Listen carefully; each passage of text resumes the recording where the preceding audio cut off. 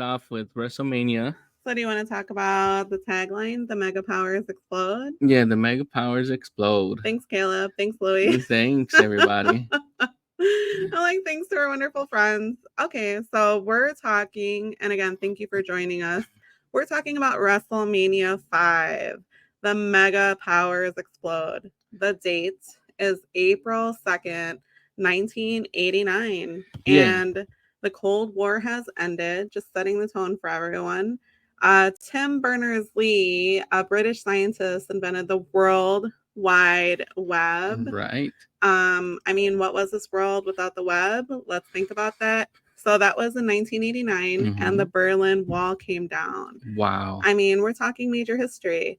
And for those of us that like some kind of, I don't know, comedic history, club sandwiches, sugar cookies were food trends, and perms and spandex were all the rage. Wow. Now, 1989 is the current time. So the last WrestleMania was in 1988. Okay. Now, Vince has started to have pay-per-views every 3 months. Okay. The Royal Rumble. Yes. The WrestleMania we have it now. SummerSlam and Survivor Series. That's the order it goes on. This pay-per-view that we've last covered, WrestleMania 4, ended with Savage winning the vacant heavyweight title tournament. Yes. With Hogan in his corner. When they were a tag team together, they came together and became the Mega Powers. Woo. So the Mega Powers continue to be a tag team. Yes. And it all came to head when they were in a tag team against Andre the Giant. Mm-hmm. And I believe the $1 Million Man. Okay. I mean, Mega Power is very different from the Mega Millions, huh? Yeah. The Mega Millions are the ones you want, and the Mega Powers are the ones you cheered for. That's right. So with this said, what ends up happening during this tag team, I believe Hulk Hogan gets thrown out, or something rather hits Elizabeth while she's out on the ringside. Yes. And while that happens, Hulk Hogan tends to her and runs off to the back with her. Right. While that's happening, Macho Man is still in the ring fighting off his opponents. Go, Macho, go, Macho, go. I'm not sure what the value of his value is based on inflation. He's going to be several $1 million man now. That's pretty awesome. You figure, Caleb, but he's actually, unfortunately, in real life, Ted DiBiase is in trouble with the law for fraud. What? So stay tuned to that one. If you have more information on that, feel free to share in the comments below. Yes. So what ends up happening, Randy's like, where's Hulk Hogan? Why did he leave me? He's after my woman. I can't believe it. Miss Elizabeth, why would you do that and betray me? And it ends up happening as Hogan not only gets accused of having the hots for Elizabeth, but also having his eyes on Macho Man's heavyweight championship belt. Dun, dun, dun. So now with the Green-Eyed Monster turning his attention to Hulk Hogan, we get that main event being set for WrestleMania 4. Woo! Okay, so I mean, let's talk about Rockin' Robin. She sings "America the Beautiful," and I thought she was delightful. We get another American montage, and she better keep her daytime job, is what Jesse Ventura says. But Girl is pretty nice in this one. He's like, can you do any better? So what do you think about that? Well, first of all, I'd like to point out that this is the first presence of a woman of talent or actual wrestler since WrestleMania 3. Okay. There was no women's match. There was just the appearance of the fabulous Moolah. Moolah. Yeah, and she came out with Harley Race. You know, that whole thing, make somebody bow. Okay. Type of thing between Junkyard Dog and Harley Race. Okay. So it was good to have at least some type of talent there. Yeah, they skipped the whole one. That's right, Raymond. So, can we talk about Howard Finkel, the announcer? Yes. What about Howard? I mean, well, he was working for the WWWF. Say that 3 times fast. I know I can't. You're talking about Vince Senior. Yeah, Worldwide Wrestling Federation. So he started in 1975, and I read that Finkel was WWE's longest serving employee. He was inducted into the Hall of Fame when 2009. I believe that's correct. Yep. So he is like everyone who's probably watching this podcast. When they were growing up, and you always heard Finkel do the announcement of a new champion, and you'd be like, Finkel would be like, and you world heavyweight champion, insert name here. That's awesome. And yes, as Anthony has pointed out, Ted DiBiase Sr. and Ted DiBiase Jr.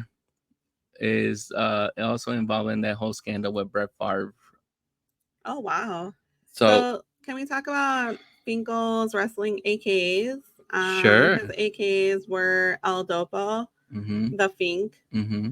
Finkus Maximus, and Howard Finkel. Oh, okay. Which I just found to be curious.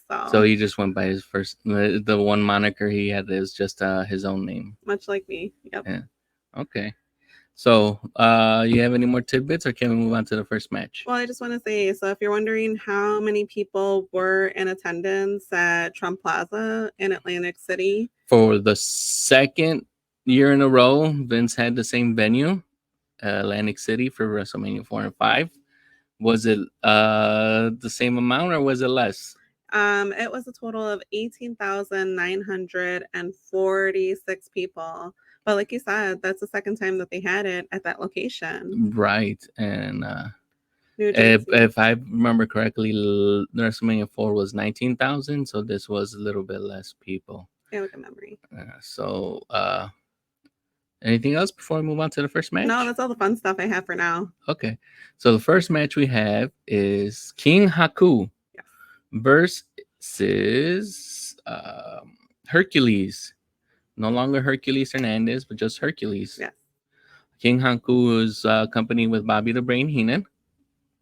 Big brain. Yeah, this match goes for 6 minutes, 57 seconds. Wow. So, at this time, do you know how King Haku became King Haku? I don't. I'm super curious, though. Well, I actually had to look this up because I couldn't remember exactly how or when the King of the Ring tournament began.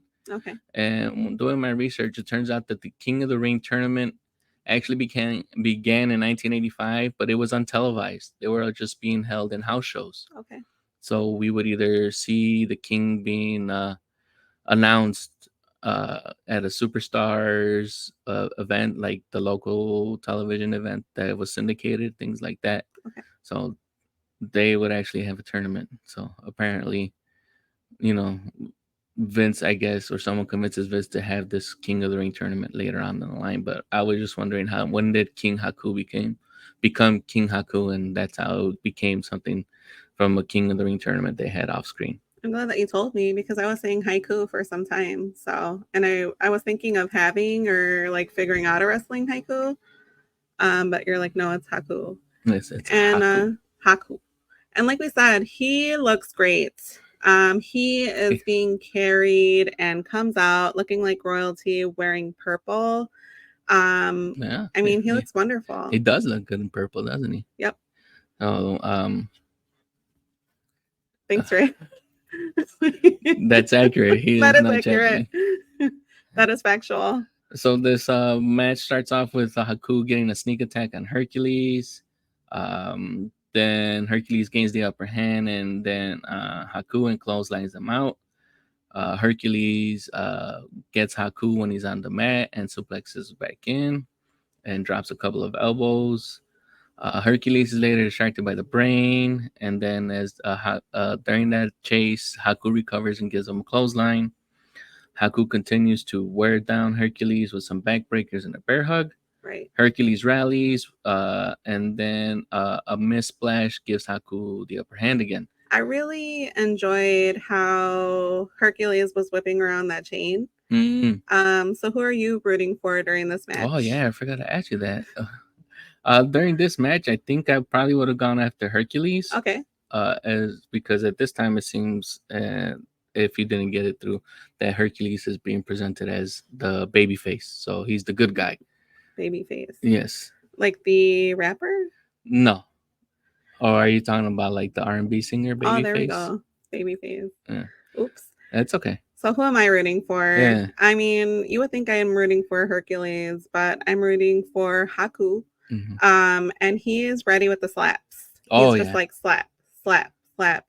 Also, I found that this was not only nationwide. I mean, this was being shown in 44 countries. But like you said, they hype it up. So I don't know if it was definitely 44 countries. Thank you for that comment, Ray.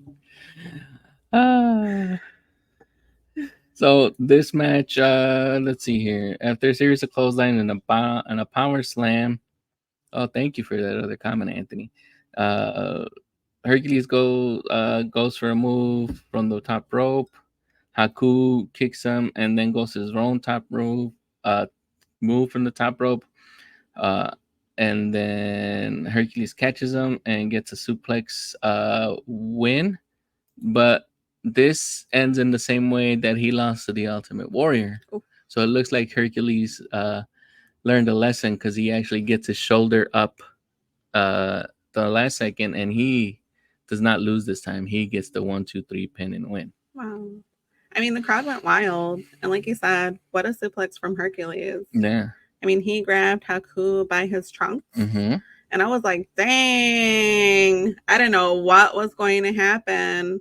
And then also Hercules going after Brain was just comedy. Yeah. Hilarious. But Haku came back with a fury. Yeah, Bobby the Brain gets a lot of work into this pay-per-view, as we see later on, because he does have a match on the card with the Red Rooster. Oof. So comments about that, but I'll hold on to them. Okay.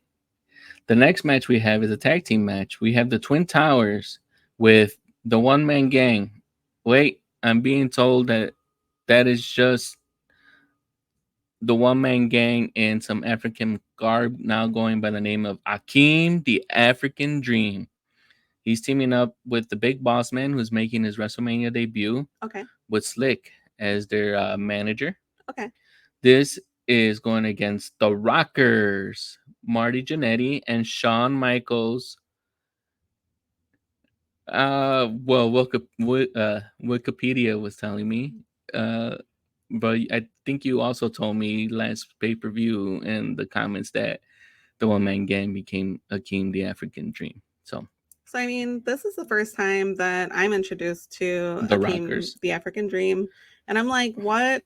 I mean, spoiler from our WrestleMania 4 podcast because Ray mentioned it. But also my first introduction to Big Boss Man. Yes. Who was dressed up as a former Georgia, I believe he was a Georgia officer? Correctional Facilities officer. Okay. Yeah. I mean, that's a very specific theme. And he's reminding me of the guy from Stranger Things. I'm getting those vibes. But he's getting vibes of Hopper. Yeah, Hopper. Get to the Hopper. So this match introduces Shawn Michaels and Marty Jannetty, the Rockers, also making their WrestleMania debut. This match goes for 8 minutes and 2 seconds. This is a very fast-paced match. Okay. The Towers run after the Rockers, but then the Rockers get the upper hand and elbow them off the mat. The Boss Man, after everything gets settled, the Boss Man and Shawn Michaels start off the match. And then a couple of tag team combinations happen in the corner with the Rockers and maybe some cheap shots also as well. Okay. Akeem tags in, but the Rockers are in control.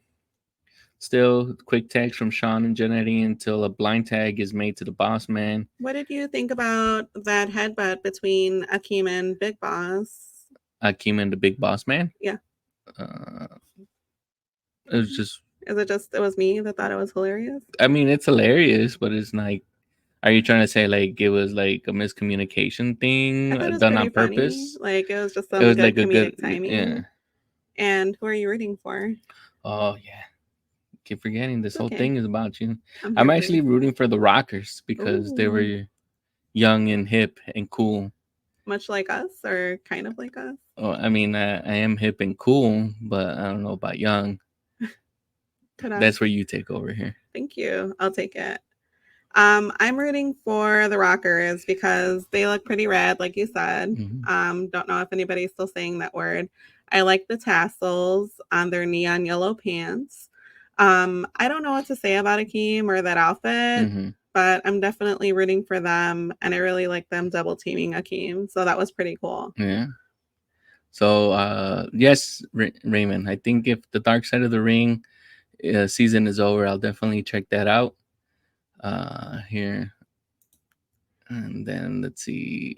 Oh yeah, if people want to get Maria's takes on these Dark Side of the Rings, leave it in the comments, especially if there's specific episodes, and maybe we'll release those out as for bonus for you guys. Oh wow! I promise I won't Eh, cry too much. Big Mouth Man was Big Bubba Rogers. Okay, Yeah, I okay. mean, Big Boss Man, Big Bubba Rogers in the NWA, he was Jim Cornette's Cornette's bodyguard. bodyguard. Yeah. Wow. I mean, I was actually pretty happy that 400 pounds of Big Boss Man didn't fall on one of those Mm-hmm. rockers. What a way to get smashed. Mm-hmm. So you get smashed by Akeem. Are you getting up from that?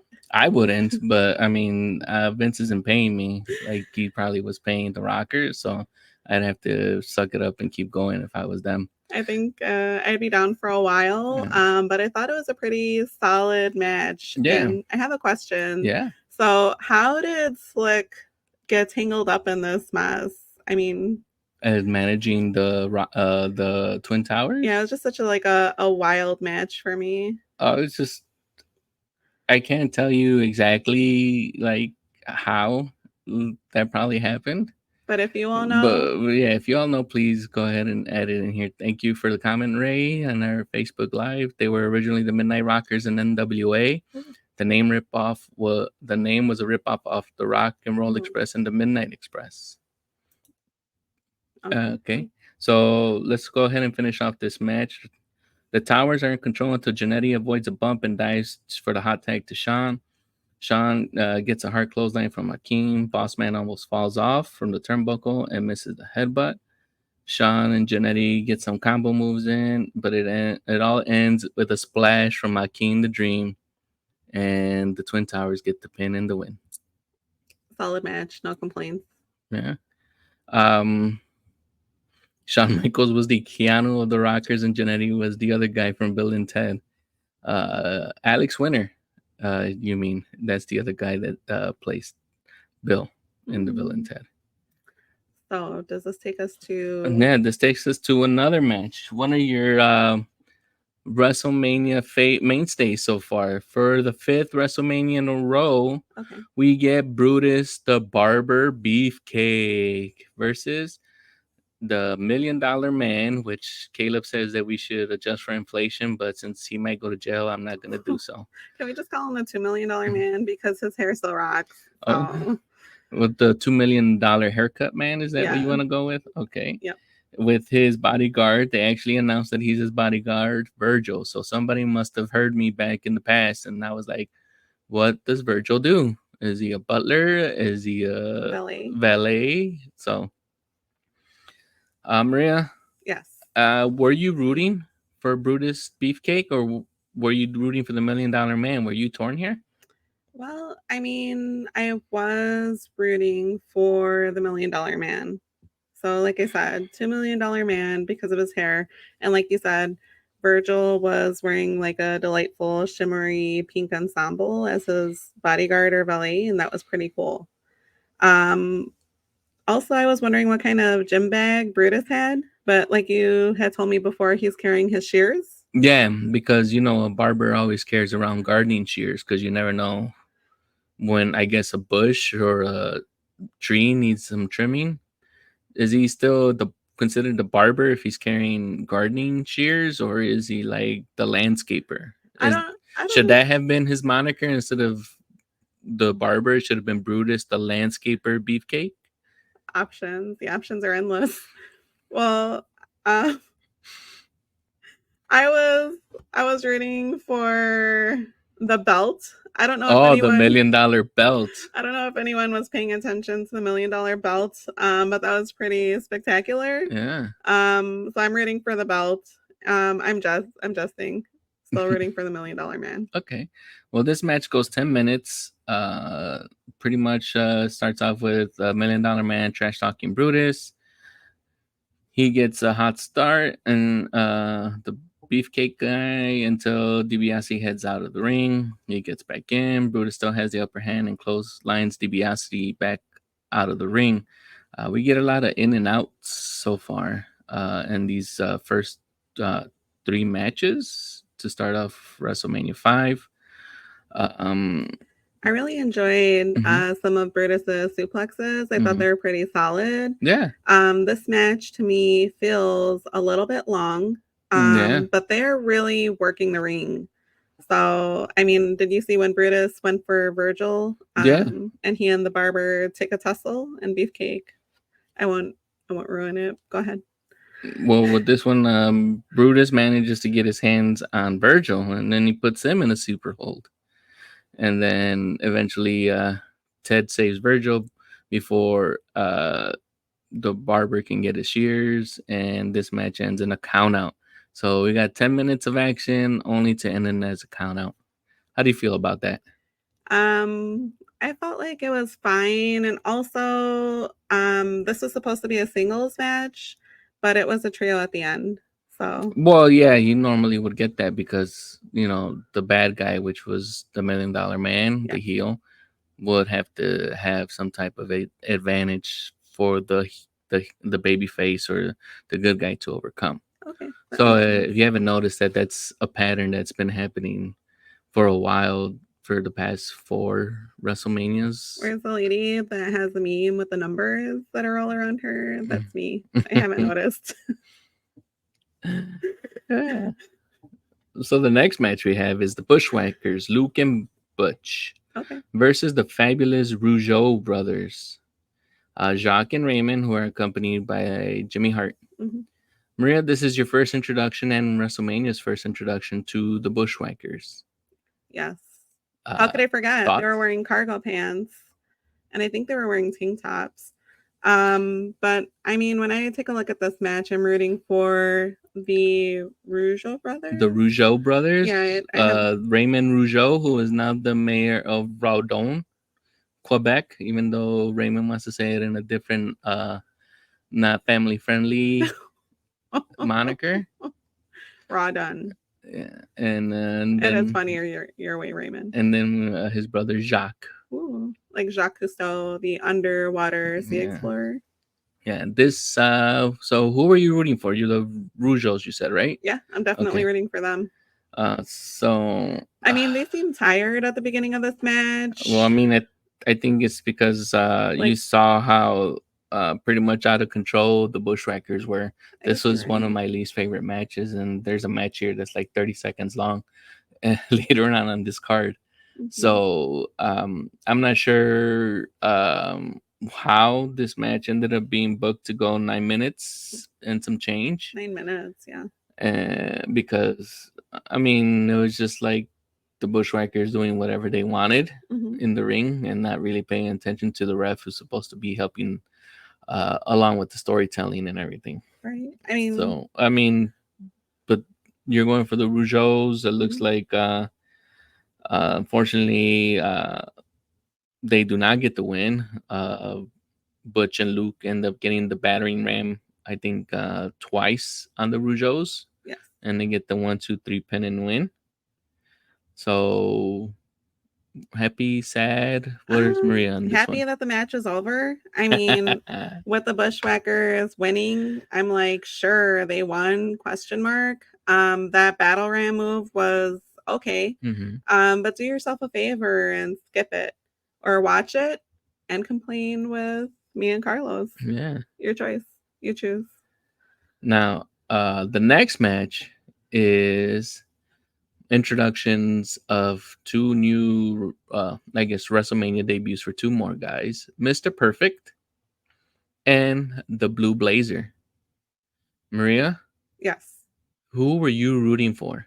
Um, who am I rooting for? I'm rooting for the Blue Blazer. The Blue Blazer. Is Okay. that a What? surprise? Yeah, it is. Because, well, I guess not, because you do tend to like luchadors. Lucha. Yeah. So maybe that shouldn't have been more of a surprise. I think at this time I was going for Mr. Perfect, Okay. because he was perfect. And maybe they don't have the vignettes now, but maybe they'll have them in time for WrestleMania 6. Hmm.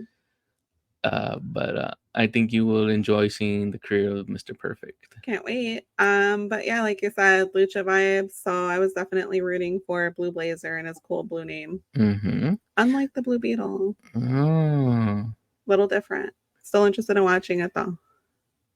Oh, I was gonna ask you, Oh. were there luchas at this time? There were luchas, and spoiler alert for my wife, Thanks, because Ray. Raymond puts the comment in the Facebook live chat. Is this the first WrestleMania you guys covered where both of the guys in this match are dead? What? Um, if I have to tell her who the Blue Blazer actually is, Ray, that kind of spoils things further ahead. Oh. But we'll cross that bridge when we get to it. Okay, so what did I find out? I found out randomly, don't ask me why, that Mr. Perfect's dad has a 24-inch neck. Mm-hmm. Sounds like my father and some of my uncles. They always had a hard time getting collared shirts. Mm-hmm. So I mean, it was a good reverse by the Blue Blazer. I really enjoyed seeing him move. Mm-hmm. Yeah, there was some good back and forth between the Blue Blazer. And they almost they almost have a botch there, where the Blue Blazer is gonna get like a arm drag or a hip toss be done to him, Yeah. and he tries to reverse it, and he almost lands awkwardly, and then Mr. Perfect gets thrown out of the ring. The Blazer goes for a splash, but Mr. Perfect gets his knees up and starts working on him. There's a reverse chin lock for like a minute until they get up and the Blazer rallies. The Blazer gets a crucifix bomb and a near fall. The Blazer gets distracted, arguing with the ref because of the near fall.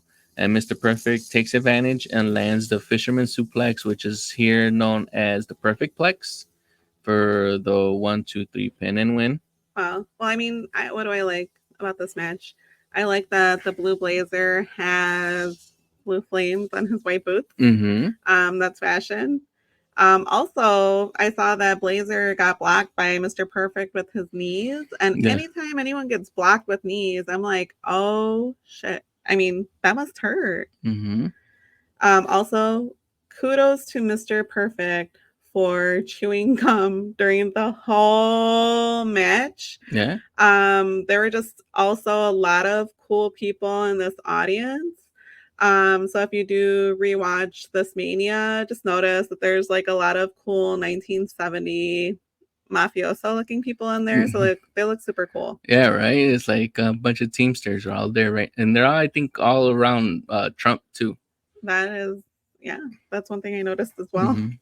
Yeah. So Ray points out in our Facebook Live that Larry the Axe Hennig was an AWA legend, which was Vern Gagne's promotion up in Minneapolis. Okay.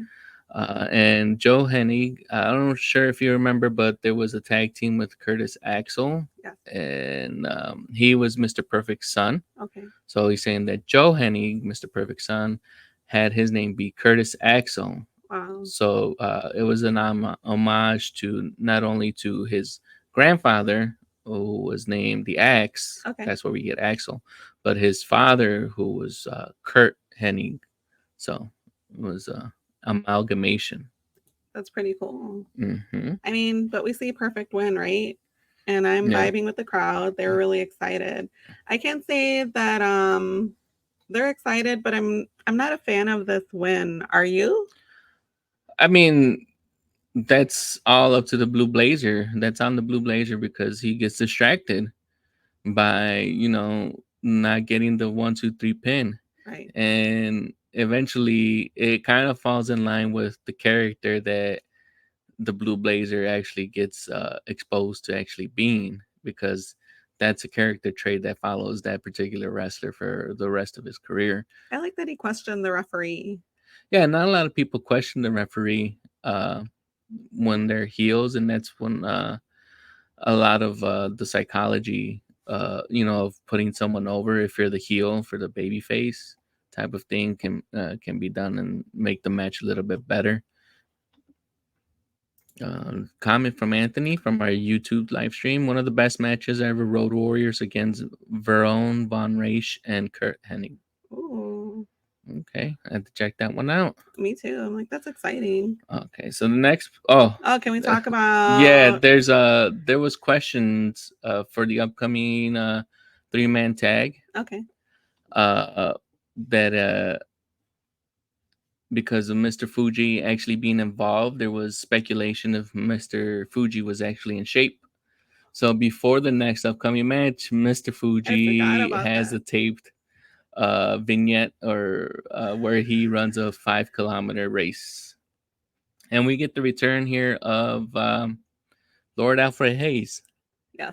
So you still got your like Robin Leach-esque type of personality still in here. I mean, that vignette was very funny. Mm-hmm. And he was running in his dress shoes, but he ran it. So showed them. He showed everybody. Showed me. Yeah. I'm not running in dress shoes. So unless they have to. And then if watching this vignette of Mr. Fuji was enough, we get a live performance by hip hop artist Run DMC. Yeah. Which you could not hear any of the words that they were actually putting out there, or any of the music that accompanied those lyrics that they were putting out there. I mean, you're right. The audio was pretty crappy in that auditorium, I suppose. Mm-hmm. Sorry. So like you said, Run DMC makes an appearance, comprised of, for those that don't know, but I feel like those that are watching do know, Joseph Simmons, Jam Master Jay, Daryl McDaniels, or DMC, as most of the world knows him. They come out with a cool performance called the Wrestlemania Rap. Mm-hmm. Do you have a fave Run DMC album? If you're watching or listening, please feel free to leave it in the comments. This happens later on, but I think the better part of the collaboration of Run DMC happens later. Okay. Like in the early 2000s, when they try to do like remasters of current WWE superstars. Wow. And they do one with the stable known as D-Generation X, and with Run DMC. Did you know that Daryl makes comics? DMC? Yeah. Oh, I did not know that. I'm like, that's pretty cool. Also, just our kid likes the beats. He took a break from what he was doing to kind of dance around for a little bit. So that was cool. Yeah. So we had the 6-man tag of Demolition. Actually, it's a handicap. Sorry. So it's Demolition, X, and Smash, who are no longer managed by Mr. Fuji, because he now has his alliance to the Powers of Pain, the Warlord, and the Barbarian, and he's also included in this match. Okay. This match goes for 8 minutes 20 seconds. Okay. Maria, who were you rooting for? I'm rooting for Mr. Fuji. So you were Team Fuji? Team Fuji. Okay. And so this match has X and Warlord starting off. X gains control and then tags and Smash. They have control until the Warlord muscle smash into the corner and tags in Barbarian. Smash does more, gets the tag, finally gets, excuse me. Smash tags in X, and then they get some moves in, and then Smash tags in. More double team moves are performed here, and then eventually we get Mr. Fuji in the ring. Mr. Fuji gets to do some work here, and then he tags out quickly to get the Barbarian. The Barbarian wears down X. Fuji gets the tag this time, and he attempts a high risk maneuver and misses the top rope splash. So I have a question. Mhm. So, I mean, this is a 2 against 3. Is Mhm. that why this is called a handicap match? Yeah, even though, I mean, should you really consider Mr. Fuji as a threat? No. But they were trying to sell you that the demolition was at a disadvantage, having to only them two against the team of of Barbarian. I'm reading the comment that Raymond's just put up here in that Facebook Live. Well, I mean, I don't think I've seen the Powers of Pain before. Now this So, is their WrestleMania debut. yeah. So while this while this is happening, the ref gets distracted with all the wrestlers in the ring. Okay. The Warlord holds smash so Mr. Fuji can get his licks in, but he's digging in his trunks for his ceremonial salt. But he moves out of the way and hits the Warlord.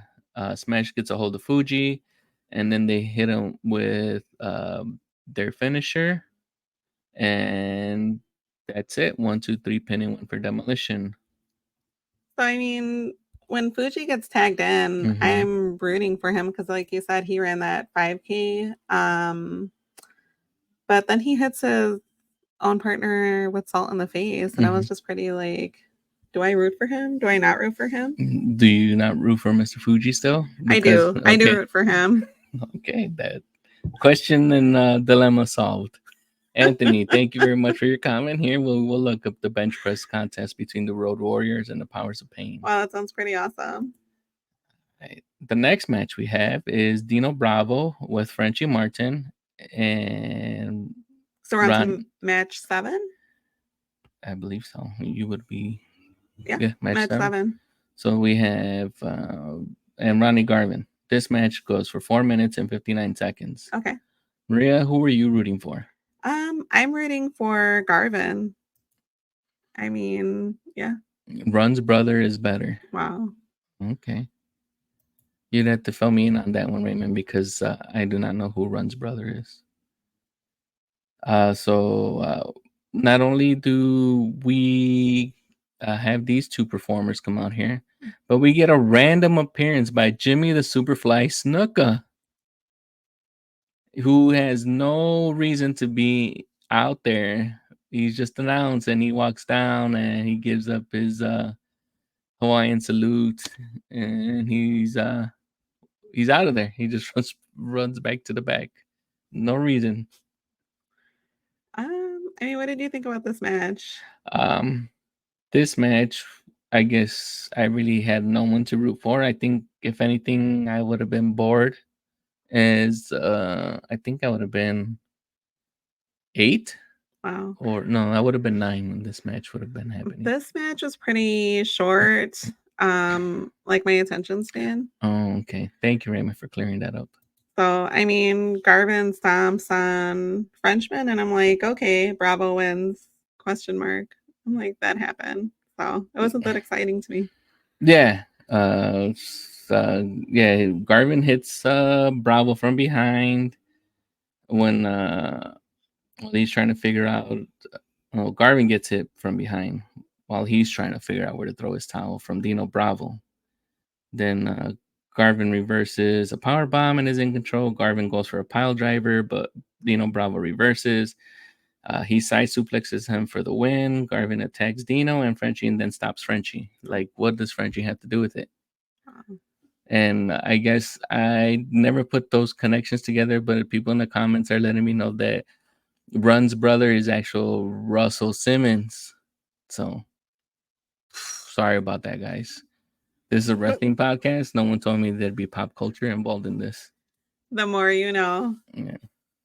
And yes, the Garvin stomp that we see here by Ronnie Garvin is a move that is adopted later on by Randy Orton. So does that short match take us to match 8? Match 8. Match I believe we're halfway through this pay-per-view. And this has another WrestleMania debut. Arn Anderson and Tully Blanchard accompanied by Bobby the Brain Heenan, known as the Brain Busters, versus Strike Force. Tito Santana and Rick Martel are back.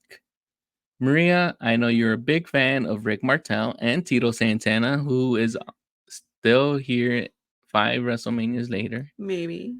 Yeah. Were you rooting for Strike Force? I am rooting for Strike Force. The announcer says that Strike Force is a tremendous tag team and that they are. So, yeah, I'm rooting for them. Okay. And Raymond is commenting in our Facebook live chat that Arn is awesome. And yes, he is, especially as he's gotten older.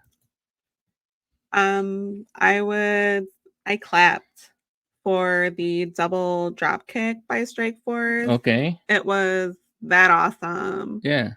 So let's get into this. This match goes for 9 minutes, 17 seconds. Basic back and forth. Tully gets Rick to their corner, but Martel fights back.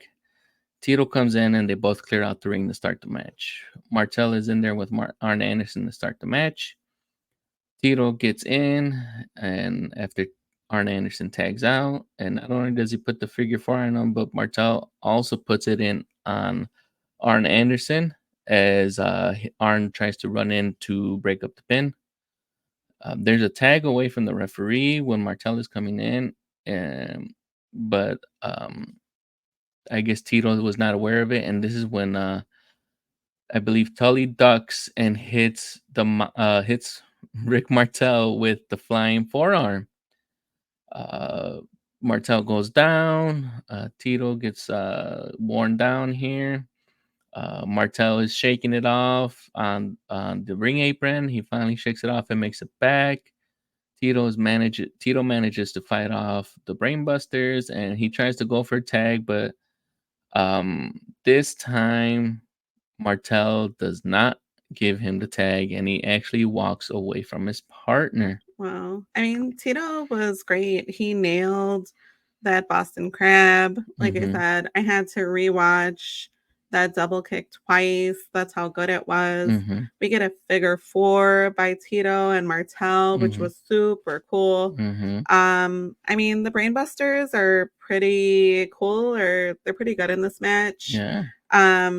They're working, making Strike Force look good. The dynamic duo turns into an Uno. Yeah, and this is the end of Strike Force as Tito Santana gets that spike pile driver performed to him by the Brainbusters. And the Brainbusters get the win. As Raymond is pointing out, Martel showed that French Canadians are not to be trusted. If we have any French Canadians, we love Canada. Canada. We love Canada. I can't Canada. say it. Oh man. It's been a long day. We love Canada. You've been going through something. You had to have one at least in one podcast. You have DYJ, Baby Blue Smith, Canada. I think we won't be allowed back in Montreal if we ever decide to go back. I do love Montreal. That is true. Kevin Owens has betrayed all of his partners all the time. Why? Because he's French Canadian. So Tito gets stuck in a handicap match. I mean, he doesn't really get stuck in a handicap match. He just gets abandoned into a handicap match. Is that what happened? Yeah. So okay. I think we can move on from this one. Okay. And then we get another time killer vignette here. It is the introduction of Piper's Pit. Rules are meant to be broken.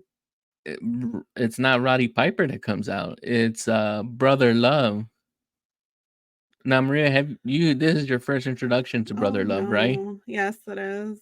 And what did you think about Brother Love? I think my face and my expression say it all, just thinking of him. I mean, like you said, Brother Love pops out in a kilt. He reminds me of the brother from The Righteous Gemstones. If you haven't watched that show, it rocks. It's awesome. On HBO, on Max. So he reminds me of the brother-in-law, Walton Goggins. Yes. Baby Billy Freeman. So I was getting those vibes from him. I like that some people in the audience are as confused as I was. Mm-hmm. And then I like that Gorilla said that this guy is as soft as a grape, which is hilarious. I Yeah. might add that to my repertoire of insults. Not like But I go around insulting people, but you know. maybe your heart should be more filled with love, like brother love, because he loves Oh you. no. Ugh, Now, so he we really is. get our first celebrity appearance, Oh, like what a celebrity. be, that's involved with the match, because Run DMC can't be considered like being involved with the kayfabe wrestling type storyline. Okay. We get Morton Downey Jr., who has no relation to Robert Downey Jr., as my wife learned earlier this week. I was like, any relation? Question mark. No. So eventually they get to talking, and the rowdy one comes back, Maria, after his stint in Hollywood. Roddy Piper returns back to WrestleMania. Yeah. And I'm excited to see Okay, him. that's what I wanted to hear. Yeah, If you I'm were like super excited. excited. But like you were saying, sign of the times, they were smoking in the ring, which I thought was pretty gross. I'm Oh like, think yeah, of the children. it's just funny because that's eventually how Morton Downey Jr. passes. Well, I tried to look up stuff to talk about him, and I was just like, let's skip past that. Yeah, he's like I guess you would consider Tucker Carlson to be right now, but maybe more vulgar because he was allowed to be. Yeah, but like you said, we get to see Roddy Piper. We have no bagpipers again, but we have plenty of plaid. And it's also funny because the announcer said that we have 3 windbags in the in the ring, which I thought was hilarious. Oh, so they consider Piper a windbag. I guess so. But that was this interlude was like literally minutes of my life that I will never get back. Yes, So this segment ran a little too long because after Roddy Piper runs off Brother Love by looking up what's under his skirt or kilt, uh, he's left there with Morton Downey Jr. and they just drag on the segment about Morton blowing smoke in Piper's face. I mean, but you know, do yourself a favor. Either one, watch it so you can see what we're talking about and say, yes, that's exactly why they said that, Mm-hmm. or skip past it. Yeah, I would skip past it. And Raymond points out in our Facebook live chat that Roddy's episode of on biography last week was really good but quite sad. Ooh. So we get a recap of the mega powers exploded. Yes. I mean, and I'm glad because I was starting to lose interest after that interlude. Yeah, I mean they needed to like snap us back into it after taking us on a tangent with this whole not having like to have to endure that brother love fiasco and everything like that. So That's a good good tidbit by Anthony yes. Jones and our YouTube Did live not know stream. that. Yeah. I also like all the 80s hair. I never had cool 80s hair. Mm-hmm. I more or less had random wavy hair with like weird bangs, but I love that from the wrestlers to the audience. It was all cool. Mm-hmm. So that takes us to match 9. Yes. And we have here Drum Jake roll. the Snake Roberts versus Andre the Giant, on who has Bobby the Brain Heenan. Andre is still chugging along and trying to make it uh, through the rest of his wrestling career, which is nearing the end still. Yes, eighth wonder of the world, Andre. I'm rooting for Andre. I like Bobby Heenan's lilac jacket. It has a giant yellow star in the back. Jake comes out in turquoise pants, which I thought was super interesting, and a permed coif. Mm-hmm. And then Damien the snake is being toted in his sack. Yeah, which looks like a army issue laundry bag to me. Uh, Having served in the army, that looks like something we got. So this match go. Oh, and then we get the return of Big John Studd as special guest referee. Maria, You remember Big John Studd, right? I do. Yeah, I was delighted to see him. Okay, it looked like he packed up a couple of pounds. And then they actually got a close up of John Studd and Andre the Giant actually measuring up. And even though Big John Studd is touted as being 6'10", Andre still looks like he still has more than a few more inches on him than you would suspect. That it should be 5, but it looked more than 5 to me. So this match goes for 9 minutes and 44 seconds. Maria, Yes, I know you're an Andre fan. I am. And you're a Jake the Snake fan. I am. Who were you rooting for? I was rooting for Andre. I mean, Andre smashes Jake. I mean, I don't know what you call it. Do you call it a smashy? Because he's getting smashed like a grape. And Andre is 42 years young in this Mania. I had to look that up. So yeah, and that acromegaly, I believe is what it's called, that disease where he's still growing and things like that. It's just it's taking its toll on his body, and then him, drinking heavily just so he can actually get drunk and not have to deal with his problems like some people in depression tend to do, gets to him. So let's break this down. Let's see. So you mentioned that Andre does some splashing on here. Jake tries to rally a couple of times with some knees to Andre's gut and a flurry of punches. And one of the rare occasions when Andre actually goes down. He hadn't been going down a lot before WrestleMania 3, but as he's gotten older, he's finds it a little bit harder to actually keep his balance. As were you surprised to see the $1 Million Man pop out? I know I was. He stole Jake's snake. Yeah, because Andre is scared of the snake, and they have that whole partnership where you watch my back for Andre, but $1 Million Man has to pay Andre to watch his back. Okay. As the storyline goes, I mean, he has to protect his investment and not actually have him actually get defeated or get tied up with that snake. That was the most exciting part of the match, I think. This match was kind of like, okay. And then Jake wins by disqualification. Yeah, Jake wins by disqualification because over here because of the interference of Ted DiBiase and Virgil. And then we get introduced to sensational Sherry Martel, which I've never seen before. Which we actually were introduced to Sherry before. She was not known as Sherry at the time, but I believe it was WrestleMania 4 where we get the appearance of the Honky Tonk Man. And he's accompanied by Peggy Sue. We don't ever see who Peggy Sue is, and she's wearing a blonde wig, but that was actually Sherry Martel. Wow. I did not know that, so that's pretty cool. Mm-hmm. So does that take us to match 10? Yes, it does take us to match 10. And at match 10, we have the Hart Foundation. Natty's uncle. Natty's uncle, Jim Natty's uncle, Bret Hart, and her father, Jim the Anvil Neidhart, versus the Honky Tonk Man, who we just spoke of, Greg the Hammer Valentine, who's accompanied with Jimmy the Hart. So, Maria? Yes. Who were you rooting for? I'm rooting for the Hart Foundation.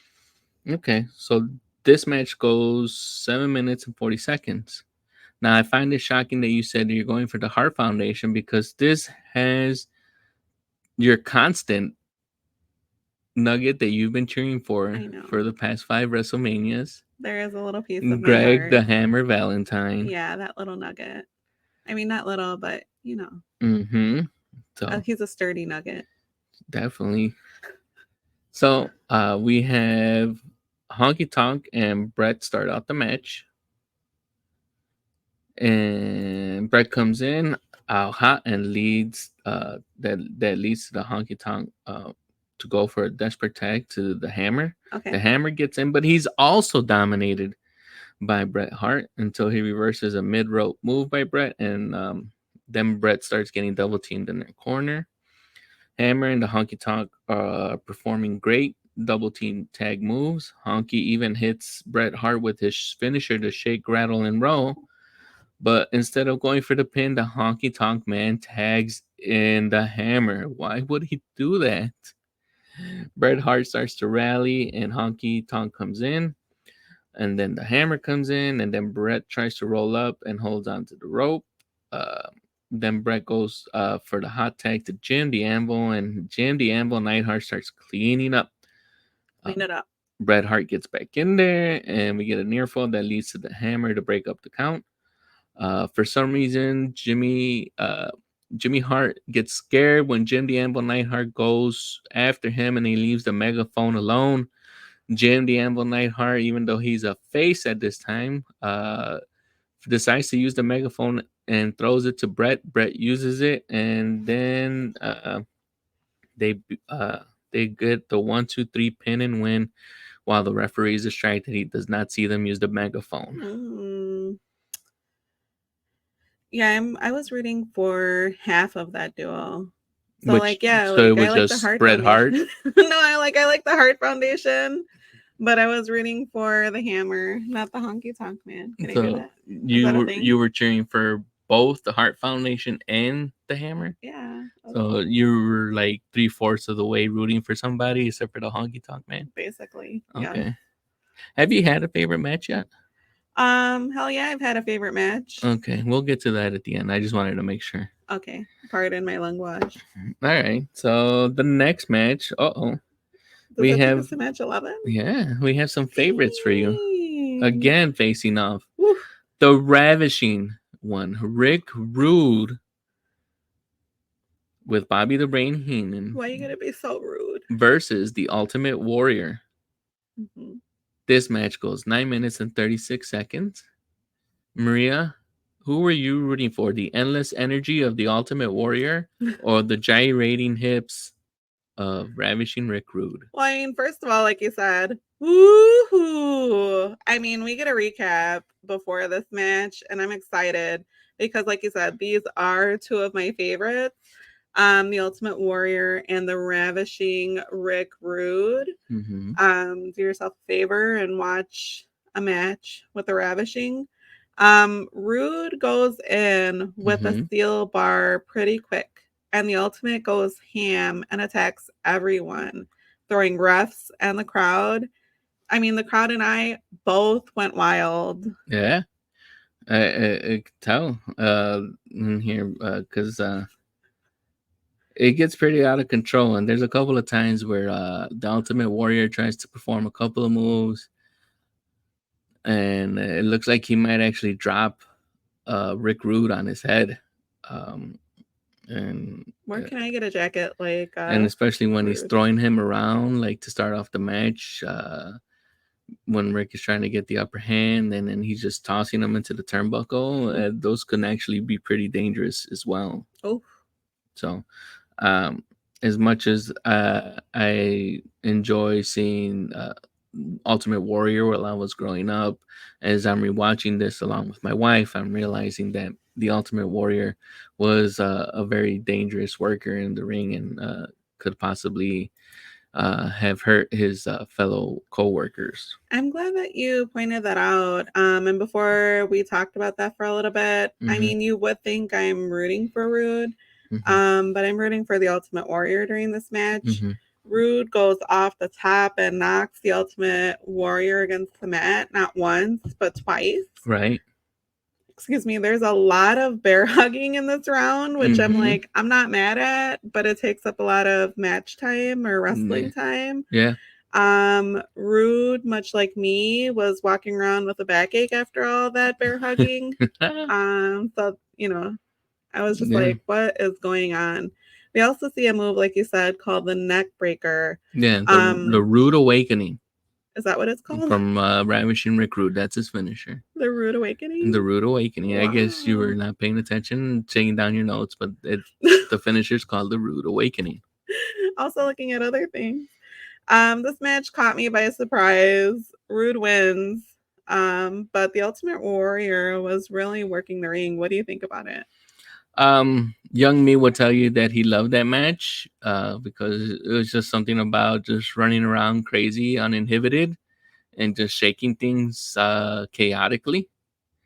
But watching it now, I realize, like I told you, I just realized how dangerous it looks because not only does he almost hurt uh, the Ravishing One, but he actually, when he goes after Bobby Heenan and he does the gorilla press on him, he actually almost has Bobby land on.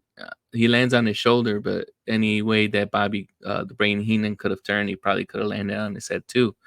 And I think this this actually leads to the match that he has with the Red Rooster probably to be cut a little bit short and only have it go 34 seconds That instead was of pretty maybe like short.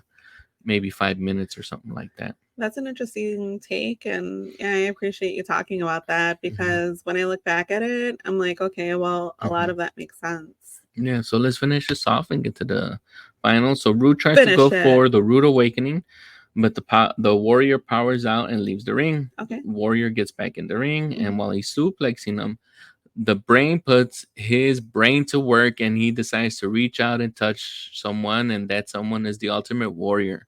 He holds on to his legs as he goes for the suplex. Yeah. Rick Rude lands on top of him and he gets the 1, 2, 3 pin as Bobby the Brain is holding down the Warrior's legs. And there's a new Intercontinental Champion, the Ravishing Rick Rude. Dun, dun, dun. Maria, what'd you think? I mean, I thought it was a solid match, so I'm fine with the outcome. Okay. Yeah. All right. So this leads us to our next match. Match 12. Yes, which is Hacksaw Jim Duggan Ho versus Bad News Brown. Ho. This match goes 3 minutes and 49 seconds. Maria, who were you rooting for? I'm rooting for Bad News Brown. Mm. And his gray fold-up chair. If you know, you know. Mm-hmm. I thought I was kind of surprised because this was kind of a short match for me. But also they didn't have a lot of flair to their wrestling garb. Well, no, Hacksaw, the only flair he had was that 2x4 So he walks around with. I was kind of surprised by that. But what about you? And this one I probably would have been going for not Bad News Brown, for Hacksaw Jim Duggan. Okay. So let's see here. Bad News gets to jump on Hacksaw. Yes. Hacksaw rallies. And then clotheslines Bad News Brown, who once again, throughout this whole pay-per-view, he leaves the ring. Okay. Bad News Brown gets back in the ring. Duggan whips him to the ropes and tries to go for a toss, but is kicked by Bad News Bear. Bad News Brown. Sorry.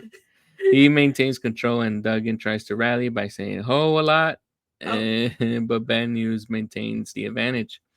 They head to the outside. Bad News throws Hacksaw to the ring post and then back inside. Bad News Brown tries to go for his finisher, the Ghetto Blaster. Yeah. But Hacksaw reverses and goes for his finisher, the Tackle. And Bad News Brown lands on the outside, so he's unable to go for the pin. Okay. Maria, you were going to say something? Oh, no, I was just going to say the commentary made me cringe. I was just like, wow, it's ridiculous. While they're outside, Bad News Brown grabs the chair that Maria alluded to, and Hacksaw grabs his 2x4. They clash weapons until they decide that it's a stalemate. There's no way a chair and a 2x4 are going to be able to beat each other, unlike paper, rock, scissors. Paper. Rock, scissors. I looked at you. Yeah, you cheated, so Okay. we'll just move on from here. The match ends in a double DQ, and there's no winner. Maria, were you disappointed that there was no winner? Much like the wrestling outfits, this match had no flair. All right. That's actually true because we get Ric Flair later on. So, but not in this Wrestlemania. Ooh. So And that then, takes us to match 13? Yeah. So if you were hoping to have a bathroom break after the Bad News Brown versus Hacksaw Jim Duggan match, I like Bad News Bear is better. You were going to have to use the bathroom very quickly because the next match between the Red Rooster and Bobby the Brain Heenan, who's accompanied to the ring by the Brooklyn Brawler making his WrestleMania debut, is only 32 seconds long. Yeah. I don't think I've seen the Red Rooster before, and I think you talked about that earlier. Yeah. But I'm here for him and his And red rhinestone jacket.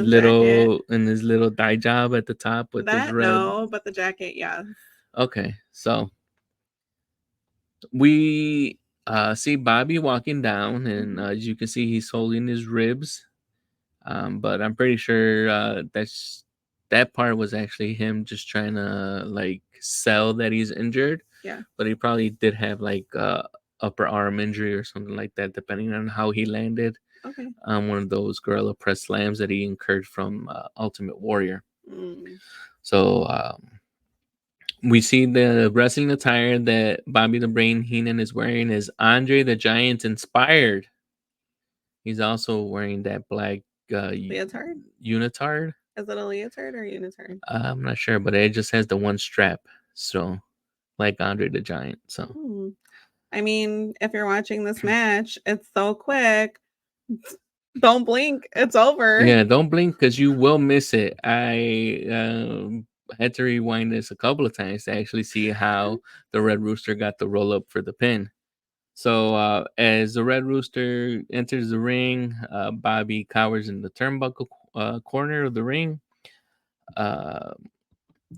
Bobby, at that point in time, is whipped to the other corner. Bobby reverses an Irish whip that he gets from the Red Rooster as he goes to go for like a spear at the Red Rooster in the corner. Red Rooster avoids it and then gets the 1-2-3 roll up pin and win. And then while the Red Rooster is trying to celebrate, that's when the Brooklyn Brawler gets in the ring and kind of gives him a little bit of a light beating. And then the Brooklyn Brawler leaves with Bobby the Brain Heenan, and for some reason the Red Rooster decides to get back in the ring and call out the Brooklyn Brawler like he's the one that won the fight. Interesting. Yeah, that was very confusing to me. Was it? Yeah, because I'm like, he totally beat you. Why are you pretending like you were the one that had the upper hand and he ran away from you? Sounds like me, sometimes just a little bit confused. So does that take us to... That takes us to the main event. The Mega Powers. The Mega Powers colliding and now exploding. Team Hogan or Team Savage? Who were you with? Savage all day. Okay. Well, I have a comment later on. Yeah. So. Okay. So this match goes for 17 minutes and 49 seconds. Wow. Now, I think if you would have asked me at 9 years old, I think I would have said that I was going for Team Hogan. Okay. But as I've gotten older, I have turned, I guess you can say, and gone Team Savage on this one because Randy Savage is right. Hulk Hogan was after everything. He had no chance of getting his heavyweight title until he started to try to get it on with Miss Elizabeth and turning Miss Elizabeth against him. And look what happens. Randy loses his championship title after a year run. Okay. So Maria, you have any thoughts here? Because Elizabeth is not playing any favorites, and she's saying that she's going to remain in a neutral corner. Well, I mean, at one point, Macho Man is a sight for sore eyes. He has a cool ass cape and outfit. So, I mean, if there's not a museum for some of these outfits, there should be because they just are pretty awesome. The back of his cape says Madness. And I mean, you can see that cape from space. It was awesome. But when Macho puts Elizabeth in front of him, he lost me. And then for the rest of the match, I was just rooting for Elizabeth. Yeah. And you figure, like, if she's playing, like, in a neutral, like, she's being Switzerland between these two people, Hogan and Macho Man, why did she come out to Macho Man's music? Why did they just find her own music? Ooh. Subtle catch there. Yeah. So you want to break this down, or? Yeah. I mean, just when you think Macho has the upper hand, a surprise twist unfolds. What was that twist? I mean, I I didn't go on, tell us more about it. Okay. I thought you were going somewhere with it. I was And gonna so go I'm somewhere and I'm then I gonna lost it. okay. So after a minute of them sizing each other out, Randy decides to jump out of the ring, which has been the theme for all of these heels during this pay-per-view. They need to jump out of the ring to gain the upper hand or to cool the other guy off. Okay. They tie up and Hogan throws him into the corner and Macho Man steps out. Yeah. Randy gets back in and there's another tie up and then Hogan once again gets the upper hand and then Macho Man gets out of the ring. Yeah. And then at this time Hogan is tired of playing these games and like you said he tries to run after the Macho Man, but Macho Man puts Elizabeth in between them. Okay. Okay. Eventually, they keep going back and forth here, headlocks, and at one point, Hogan is actually bleeding. Oh yeah, I I saw that. I can't actually pinpoint when he Me starts bleeding either. either. But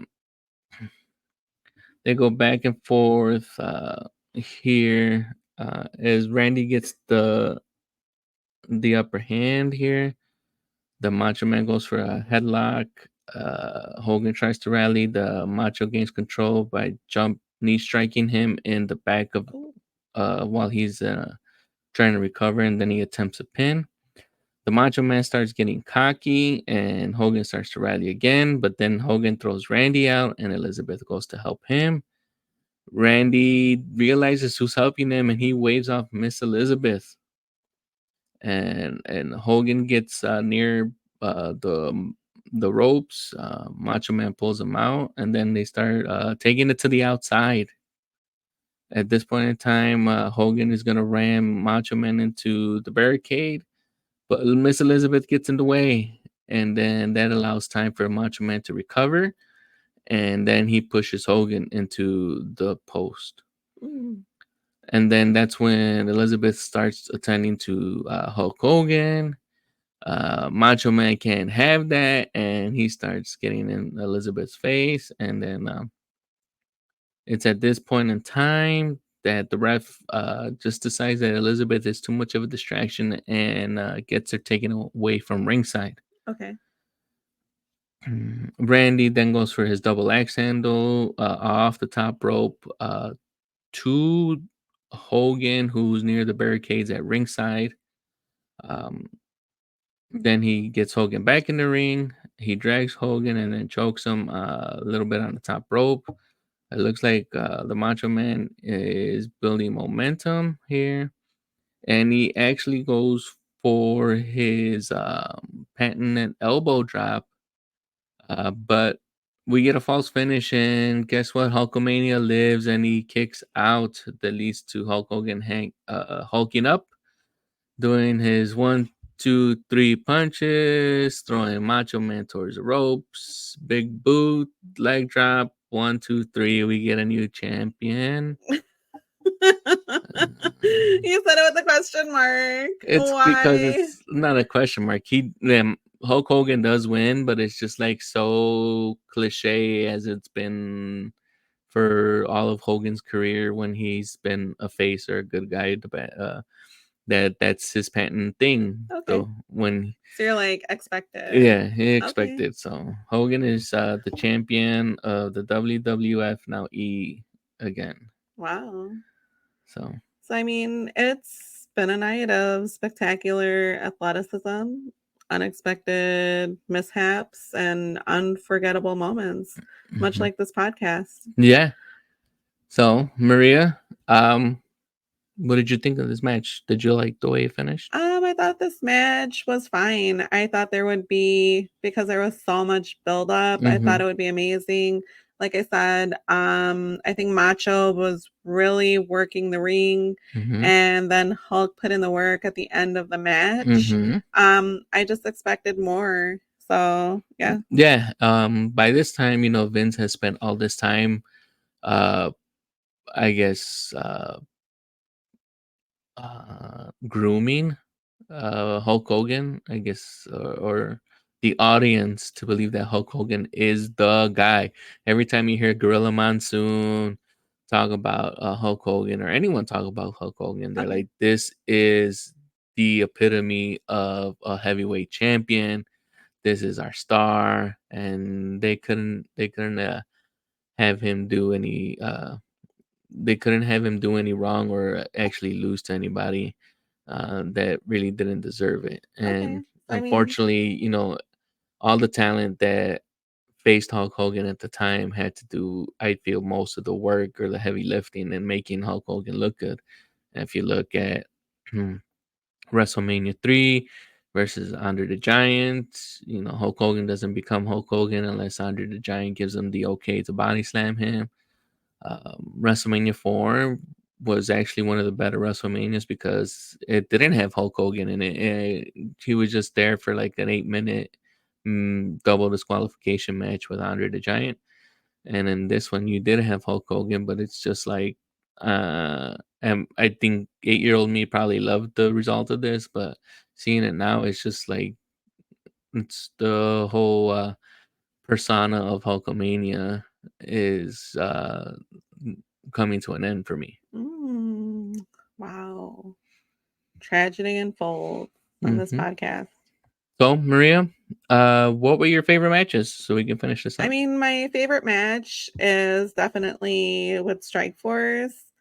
So that hands down, if you hmm go back to revisit this mania, hmm be sure to go to match 8 with the Brainbusters, Arn Anderson and Tully Blanchard with Bobby Heenan as like their valet.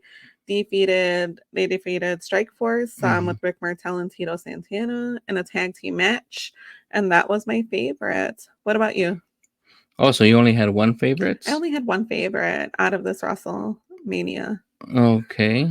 Let's see. For me, as I'm looking on here, I had not the tag team, but the match of Mr. Perfect Mm, versus the Blue Blazer. okay.